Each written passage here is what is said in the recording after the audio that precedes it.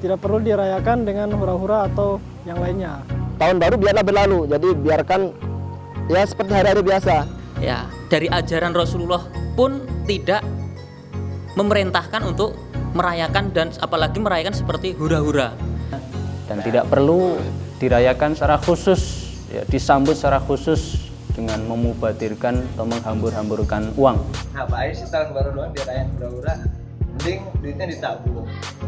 Ya, tahun baru itu seharusnya diisi dengan koreksi atau introspeksi apa yang telah kita lakukan setahun sebelumnya. Flashback tentang apa yang kita udah lakuin setahun sebelumnya biar semakin baik di tahun berikutnya. Dan membuat resolusi tahun depan apa yang akan kita lakukan, membuat tujuan-tujuan, target-target yang akan kita capai.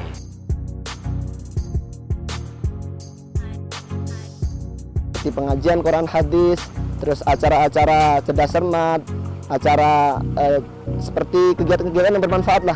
Diisi dengan pengajian-pengajian, diisi dengan outbound. Kumpul aja di masjid, kita buka pengajian, kita saling sharing, kita saling berbagi pengalaman. Kegiatan pergantian tahun diisi dengan nasihat agama, lomba cerdas cermat untuk usia dini, juga acara keakraban untuk usia remaja SMP ke atas.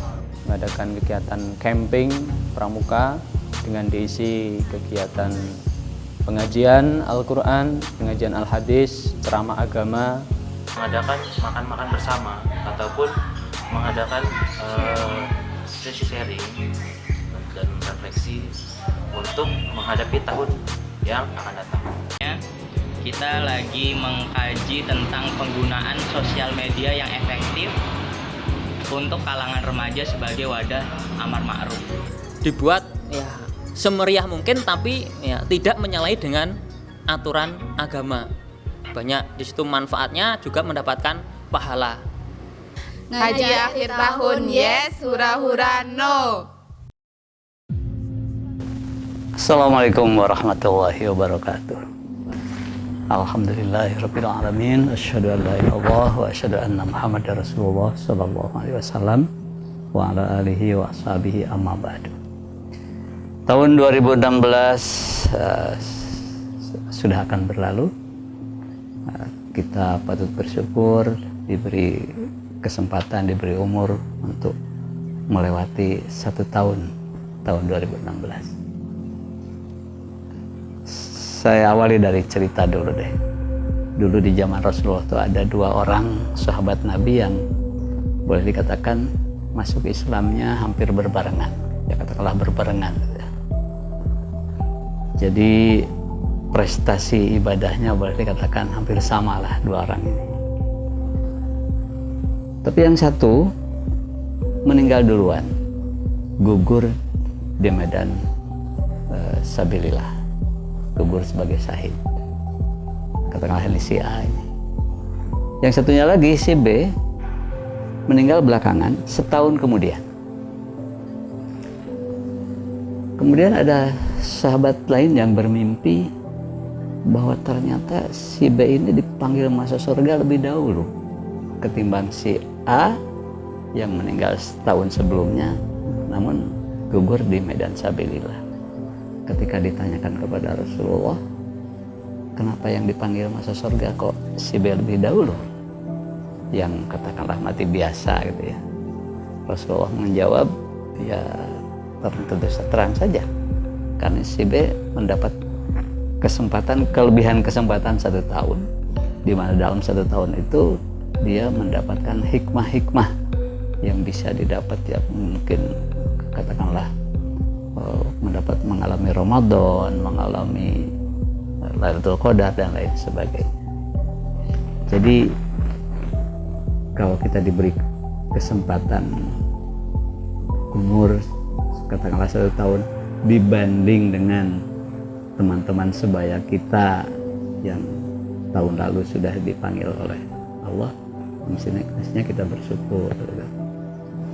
Dengan catatan kalau 1 tahun itu kita isi dengan hal-hal yang positif, prestasi-prestasi yang baik tentunya. Jadi di pergantian tahun ini mestinya menjadi kesempatan buat kita untuk mengevaluasi prestasi apa yang sudah kita lakukan di setahun di 2016 ini. Kalau bagi mahasiswa mungkin sudah menyelesaikan 2 semester, gitu. Bagi para santri mungkin dalam 1 tahun ini membaca Al-Qur'annya sudah semakin lancar, yang ikut program tahfidz dalam 1 tahun ini sudah menambah hafalan berapa juz. Itulah kesempatan untuk kita mensyukuri nikmat Allah karena diberi kesempatan umur ini. Dengan catatan kesempatan untuk bersyukur ini jangan lantas kemudian dipakai untuk hal-hal yang negatif, dipakai untuk hura-hura, untuk kegiatan-kegiatan yang tabdzir, yang banyak memubadirkan. Itu kan tidak sesuai dengan tuntutan agama kalau begitu. Maka hal-hal yang begitu mestinya jangan diikuti lah. Cuma kan namanya anak-anak kita, terutama remaja-remaja, kalau malam itu bisa saja mereka terus melihat orang pada heboh, mereka kan bisa ikut-ikutan. Nah, untuk itu kita harus beri kesempatan terutama kepada remaja-remaja kita untuk supaya jangan mengikuti hal yang tidak baik tadi, hal-hal yang hura-hura, hal yang membadirkan uang, yang membadirkan waktu, apalagi kalau sampai hal-hal yang maksiat. Mari kita beri saluran buat mereka, ajaklah mereka untuk mensyukuri nikmat-nikmat Allah dan untuk merencanakan, katakanlah merencanakan setahun ke depan. Kalau di tahun yang lalu ada hal-hal yang masih salah, yang masih kurang, cobalah untuk tahun ke depan kita rencanakan supaya lebih baik. Karena ada satu hadis sabda Rasulullah SAW bahwa kalau ada 1 tahun datang atau 1 masa datang, mesti tahun yang baru ini, masa yang baru ini kualitasnya lebih jelek daripada tahun sebelumnya.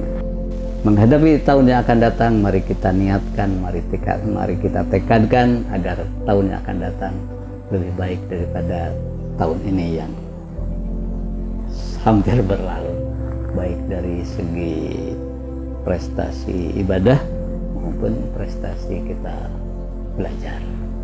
Mudah-mudahan Allah memberikan pertolongan. Amin. Wassalamualaikum warahmatullahi wabarakatuh.